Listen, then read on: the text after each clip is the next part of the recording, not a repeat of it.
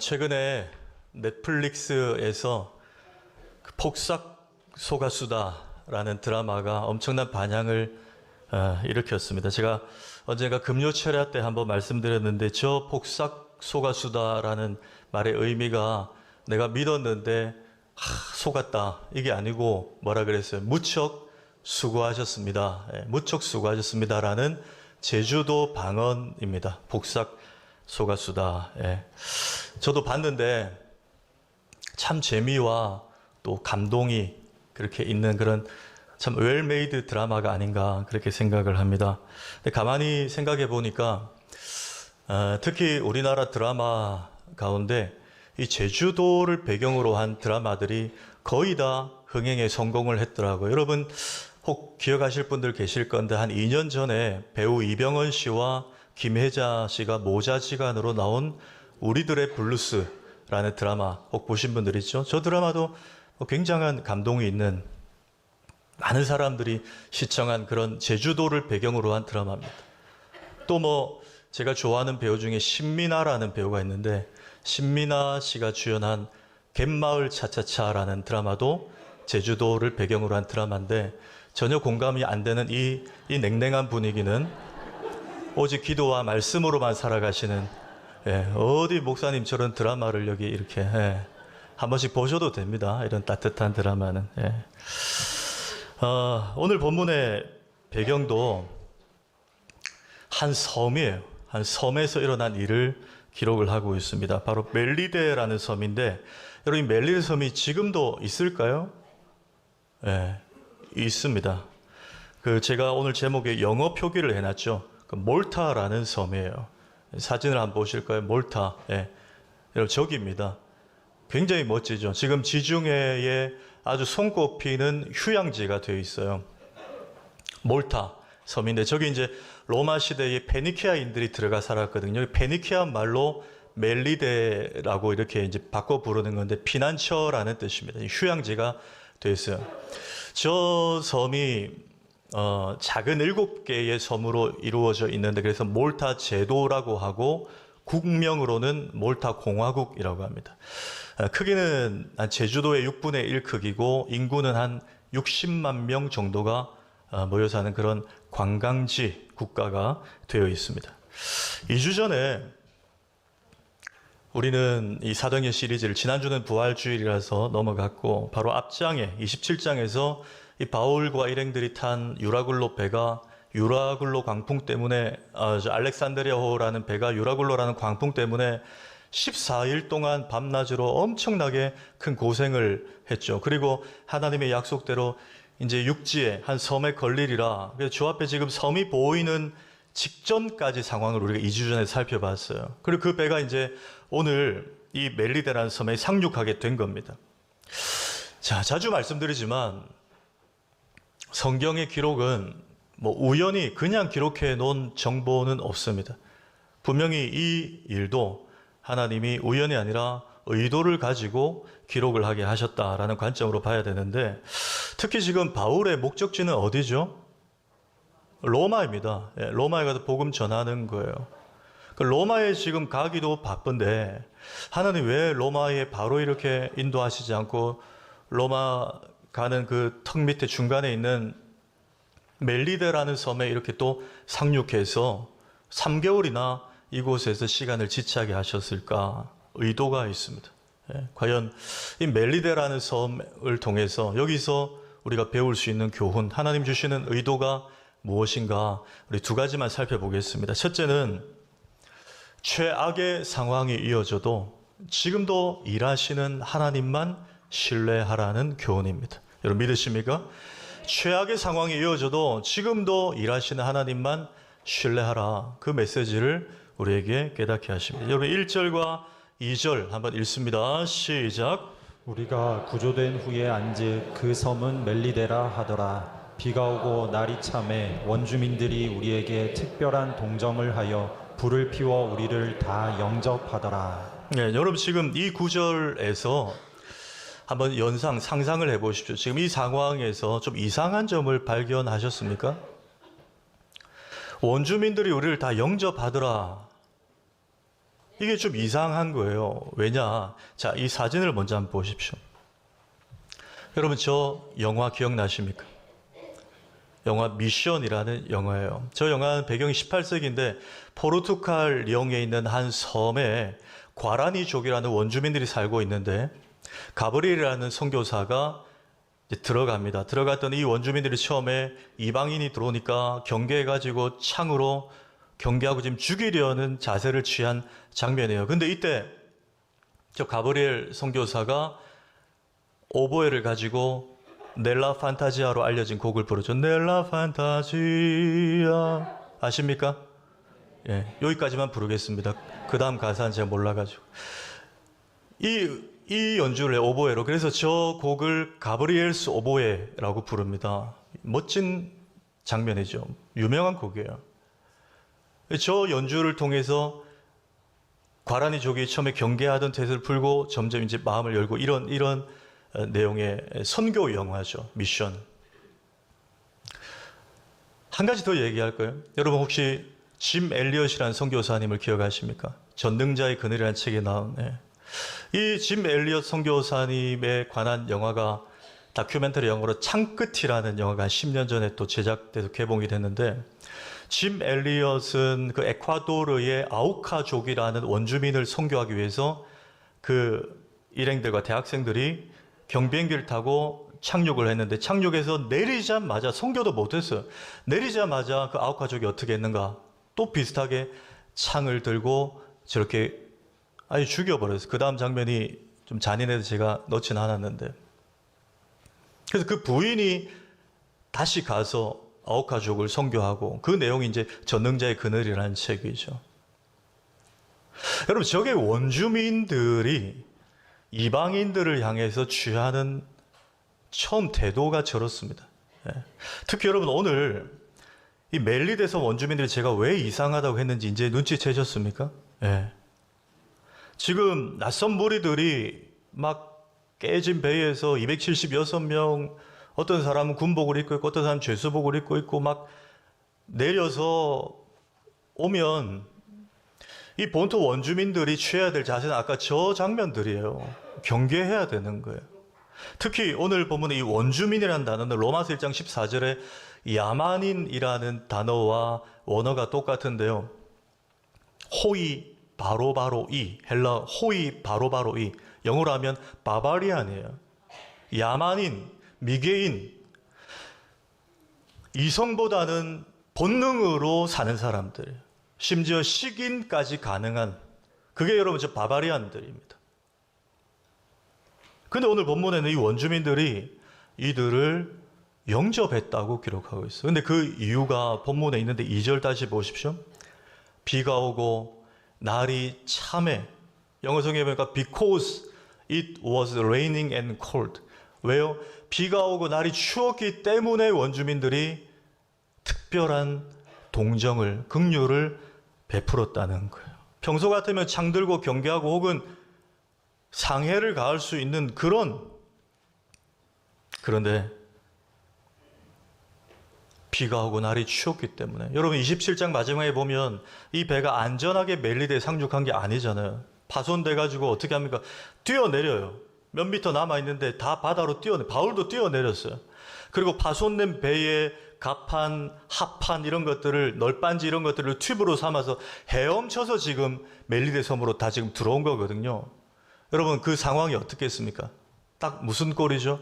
물에 빠진 생쥐꼴. 그런데 폭우가 내립니다. 날이 엄청 추워요. 다들 바들바들 떨고 지금 섬에 들어온 상태. 그러니 평소 같으면 경계해야 되는데 이 사람들은 지금 우리를 위협할 형편이 아니구나. 오히려 그 모습이 불쌍하게 보인 거예요. 비가 오고 날이 참해 원주민들이 이들을 불쌍히 여겨 특별한 동정을 불을 피우고 이들을 영접했다는 거예요. 여러분 그 출애굽기에서 모세의 엄마 요게벳이 3개월 동안 아기 모세를 숨겨 키우다가 이제 더 이상 숨길 수가 없어서 나일강에 역청을 바른 갈대 상자에 아기를 담아서 나일강으로 띄워보내잖아요.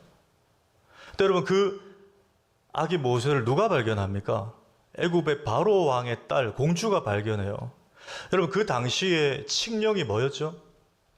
히브리 남자 아기면 다 죽이라는 거예요. 바로가 자기의 정권 리더십의 위협을 느꼈기 때문에 히브리 아기는 남자 아기는 다 죽여라는 거예요. 자기 아버지의 명령입니다. 그럼 여러분 바로의 공주에게 발각됐다는 것은 사실 가능성 제로입니다. 생존 확률이 죽는 거예요. 자기 아버지의 명령인데. 근데 여러분 그 기가 막힌 타이밍을 한번 보십시오. 출애굽기 2장 5절 6절 읽습니다. 시작.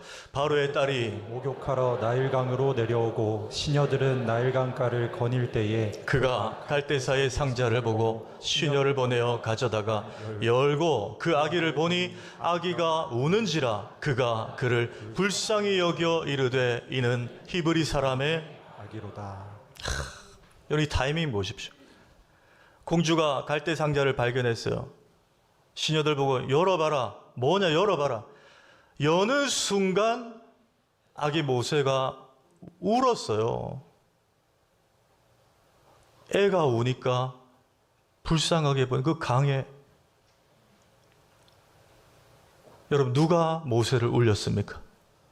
하나님이 꼬집은 거예요. 맞아요. 딱 그때 울게 하신 거예요. 왜? 바로의 공주는 성별이 뭐죠? 여자예요. 여자에게는 뭐가 있습니까?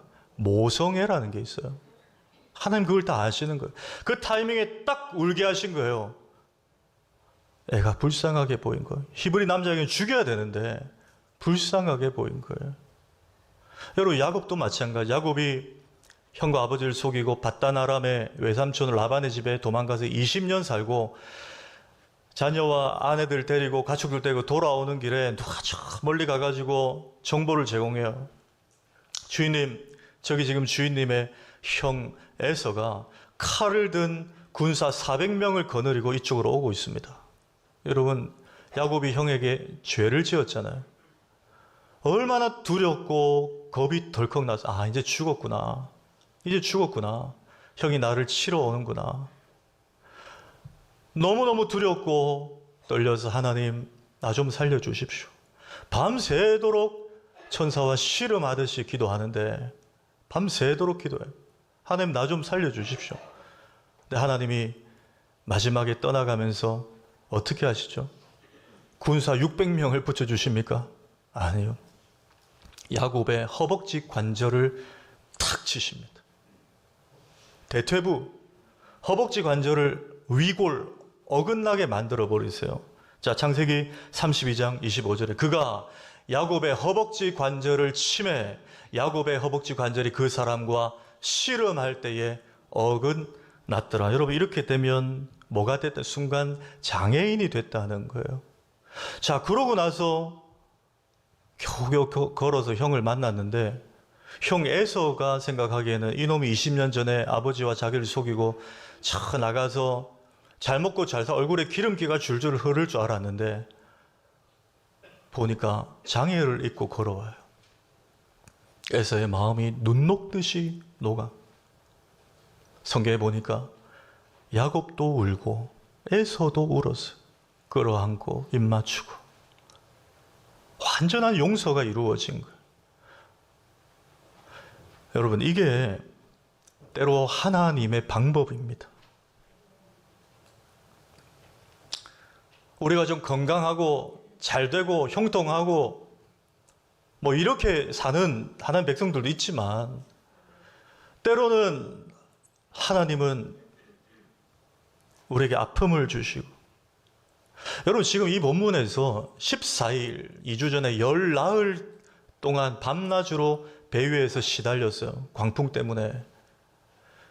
그러고 이제 하나님 약속대로 한 섬에 상륙하게 됐으면 이제 이들의 기대치는 뭐죠? 하나님 우리 이만큼 고생했으니까 좀 따뜻한 햇살로 우리를 좀 위로하시고 격려하시고 우리 인생에 우리 사업장에 우리 가정에 좀 이제 위로받을 일을 좀 하나님 베풀어 주옵소서. 이게 우리의 기대 아닙니까? 근데 하나님은 2주나 시달린 이들에게 또 차가운 비를 내리세요. 또 광야로 인도하세요. 또 골짜기로 인도하세요. 근데 여러분 이게 오히려 은혜였다는 거예요. 비가 내리고 차가운 날씨 때문에 이들이 불쌍하게 보여서 이들이 해를 입지 않고 원주민들에게 웰컴, 영접을 받게 됐다. 이게 하나님의 은혜고 하나님이 하시는 방법이라는 거예요. 우리 성도님들 가운데 설상가상, 그렇죠? 고난의 연속, 어떻게 저 집은 저렇게 안 풀리나 싶은 우리 성도님들 가정 혹 있어요. 근데 여러분, 그때도 하나님을 바라보시길 축복합니다.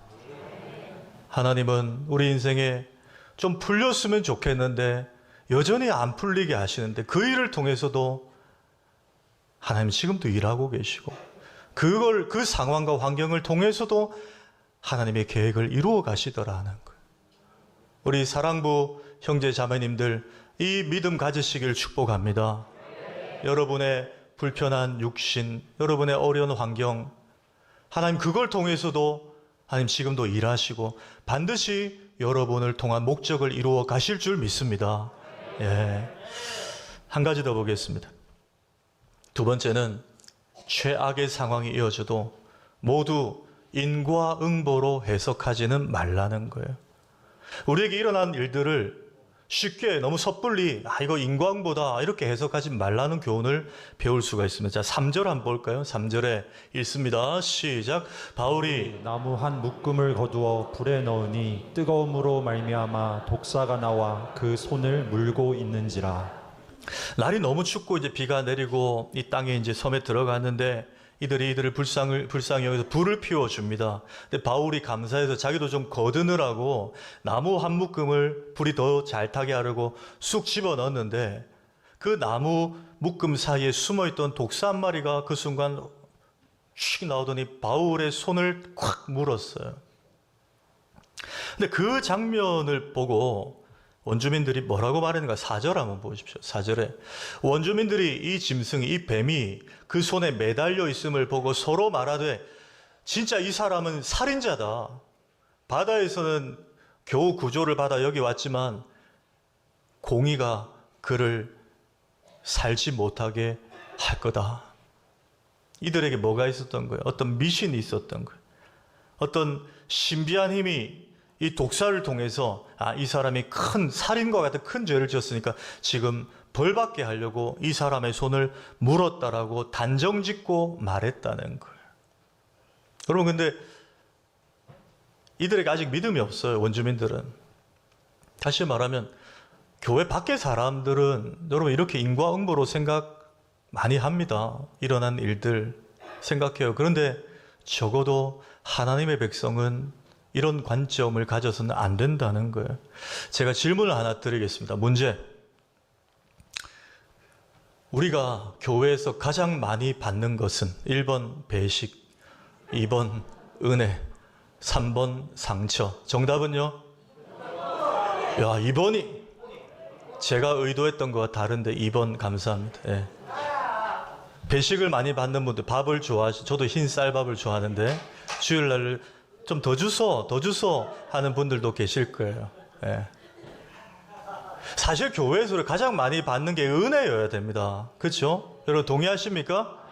예, 우리 부민교회는 사실 2번이에요. 근데 방금 제가 3번에 좀 진한 글씨를 해놨어요. 적지 않은 교회가 저 3번 상처를 많이 받는데요. 그래서 제가 김 집사님께 물었어요. 집사님 누구에게 상처 준 적 있습니까? 없대요. 제가 이 집사님께 물었습니다. 집사님 누구에게 상처 준 적 있습니까? 없대요.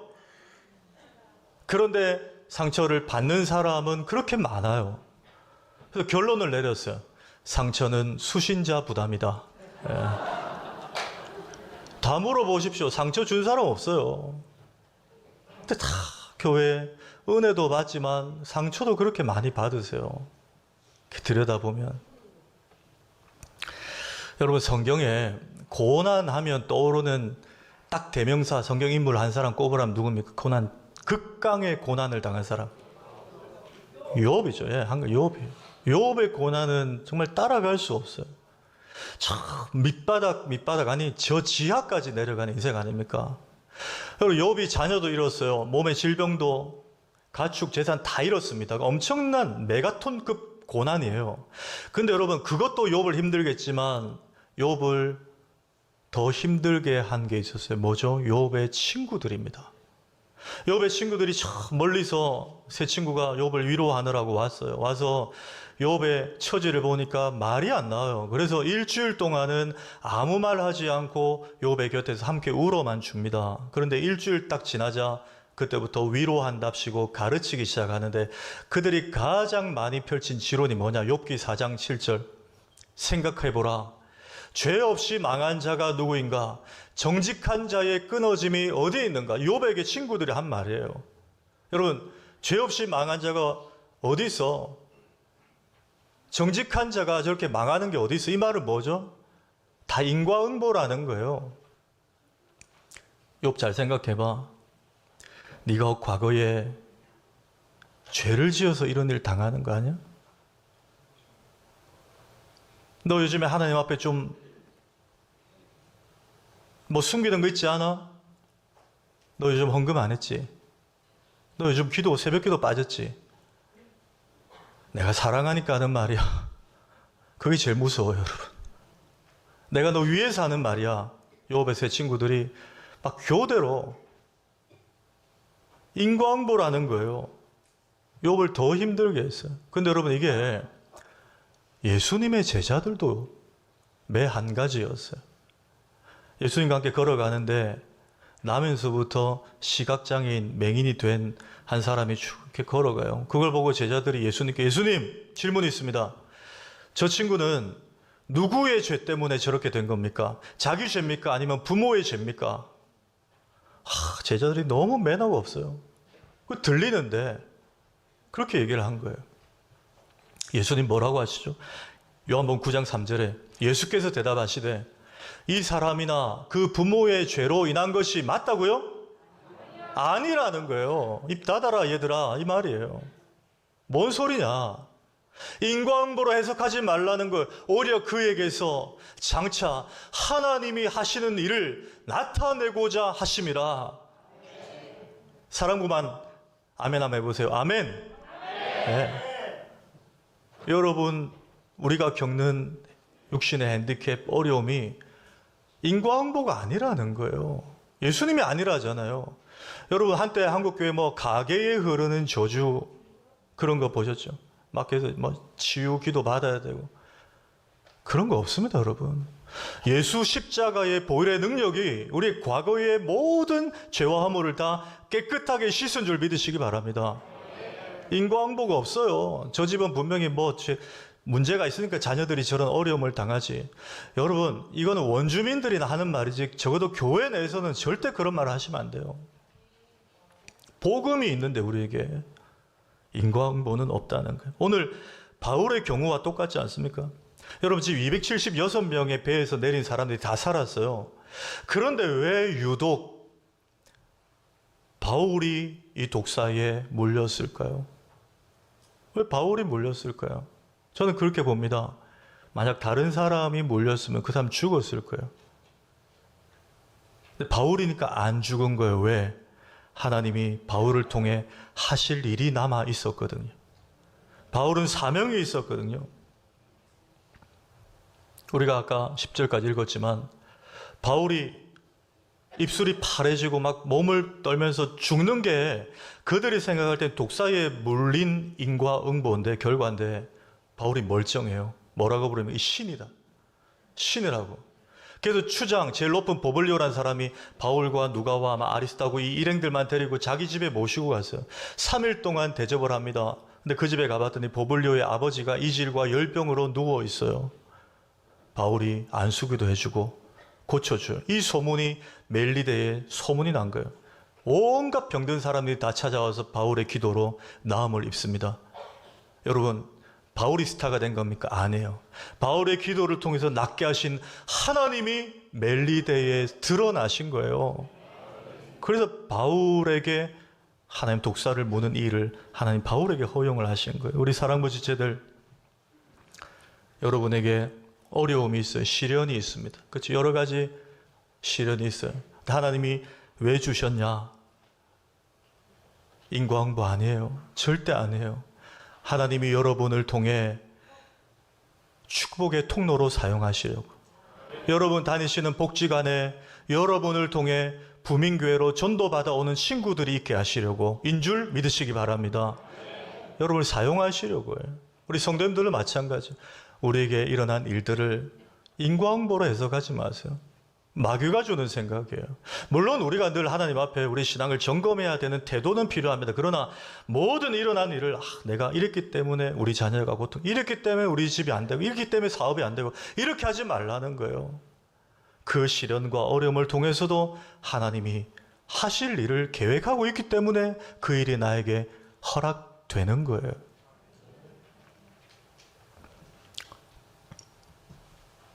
예수 믿고 교회 열심히 봉사하고 정말 저분은 하나님이 사랑하신다 하는 분들도 여러분 오늘 보십시오. 바울도 독사에 물렸어요. 바울도 유라굴로 배에 똑같이 고난을 당했어요. 바울도 독사에 물렸어요. 여러분 신실한 하나님 백성도 독사가 물 수 있습니다. 고난이 여러분을 물 수 있어요. 여러분 나사로 보십시오. 요한복음 11장에 나사로 주여 보시옵소서 사랑하시는 자가 병들었나이다. 여러분 예수님이 사랑하는데도 병들 수 있어요. 그러니 인과응보가 아니라는 거예요. 예수님이 사랑하시는 성도인데 암에 걸리기도 해요. 예수님이 사랑하시는 성도인데 재난을 만나기를, 예수님이 사랑하시는 자녀인데도 예기치 못한 사기를 당하기도 하고요. 큰 금전적인 어려움을 겪기도 하고 교통사고를 당하기도 해요. 그러니 인과응보가 아니라는 거예요. 그 독사가 여러분 기억하십시오. 한번 따라하십시오. 고난의 독사가 나를 물 수는 있으나 나를 죽이지는 못합니다. 여러분 믿으십니까? 시련이 우리를 힘들게 할 수 있어요. 그러나 우리 인생을 망하게 하지는 못한다는 거예요. 왜? 하나님이 우리를 붙들고 계시기 때문에 망하게 하지 못합니다. 그냥 왔다가 가는 거예요. 우리가 믿음으로 버티고 감당하면 그 고난의 독사가 나를 물어 조그만 상처, 기억 이런 건 우리 힘들게 할 수 있지만 하나님이 오히려 은혜를 남게 하시고 그 은혜 때문에 그 어려웠던 일들을 지나고 나니 간증으로 바꾸어 주실 줄 믿으시기 바랍니다. 예. 말씀을 맺습니다. 미국의 한 산골 마을에 큰 산 밑에 한 젊은 하나님을 믿는 젊은 청년이 이렇게 이제 집을 짓고 살고 있었는데 산에서 갑자기 우르르 쾅쾅 산사태가 나가지고 큰 돌이 굴러와 그 청년 집 문 앞에 툭 막았어요. 얼마나 출입하기 불편합니까? 이 청년이 기도를 했어요. 하나님, 이 돌을 좀 치워주십시오. 해결해 주십시오. 하나님 간절히 기도합니다. 그랬더니 하나님이 그 청년에게 음성을 들려주셨어요. 얘야, 이제부터 하루에 조금씩이라도 6개월 동안 네가 있는 힘껏 그 돌을 밀려고 한번 노력해봐라. 그럼 내가 도와줄게. 그래서 그 음성을 듣고 그 청년이 매일 일어나서 틈만 나면 그 돌을 힘껏 밀었어요. 6개월이 딱 지났어요. 그런데 이 청년이 보니까 아무 움직임이 없는 거예요. 그대로 있는 것 같은 거예요. 그래서 하나님께 다시 원망의 기도를 했어요. 하나님, 6개월 전에 제가 매일매일 힘껏 밀면 하나님 해결해 주신다 하셨잖아요. 근데 이게 뭡니까? 그대로 있네요. 하나님이 다시 음성을 들려주셨어요. 얘야, 지금 당장 욕실에 가서 거울을 한번 봐라. 거울을 딱 봤더니 자기 몸이 저렇게 돼 있는 거예요. 오늘 사랑부 축복주일이니까 일부러 재미있는 사진을 띄었어요. 근육질로 변해 있었어요. 이 청년은 원래 이런 청년이 아니었어요. 평범했어요. 6개월 동안 열심히 돌을 밀었더니 하나님이 돌을 치워주신 게 아니고 자기의 상황과 자기의 몸을 변화시켜 주셨어요. 여러분, 의미 없는 시련은 없습니다. 하나님이 주시는 모든 시련은 유의미한 줄 믿으시기를 바랍니다. 마지막으로 이 사진을 한번 보십시오. 여러분, 이 사진은 몇 해 전에 전국 사진 콘테스트에서 대상을 받은 사진인데요. 지금 억대래요, 억대. 저는 놀라지 않으시는 성도님들이 더 놀랍습니다. 저 사진 제가 어느 목사님에게 원본, 그분이 직접 원본을 작가로부터 받았는데 원본 사진을 제가 폰으로 받아서 그대로 띄운 거예요. 잘 보시고 뭐 하고 있는 거예요? 저 어르신이 바늘 귀에 실을 넣고 있는 거예요. 이걸 엄청난 그 화질의 카메라로, 아마 최고 좋은 사진 작가들이 쓰는 카메라로 탁 찍은 거예요. 근데 여러분, 저 작품의 제목이 뭔지 아세요? 부자가 천국에 들어가 있는 것은 낙타가 바늘귀로 들어가는, 이거 아니고 제목이 두 글자예요. 집중. 이해되십니까? 제목이 집중이에요. 제가 저 작품을 보면서 가만히 생각하는데 이 마음이 들었어요. 여러분, 우리 인생의 성공과 실패는 그 돌이 얼마나 큰가, 그 독사가 얼마나 강력한가, 여기에 달려있지 않더라고요. 얼마나 하나님께 집중하는가, 얼마나 하나님의 은혜에 집중하는가, 하나님이 나를 사랑하신다는 그 사랑의 복음에 집중하는가, 거기에 달려있는 줄 믿습니다. 여러분, 이 믿음으로 내게 허락하신 모든 시련을 능히 감당해내는 우리 사랑부 형제 자매들, 그리고 모든 성도님들 다 되기를 주의 이름으로 축원합니다.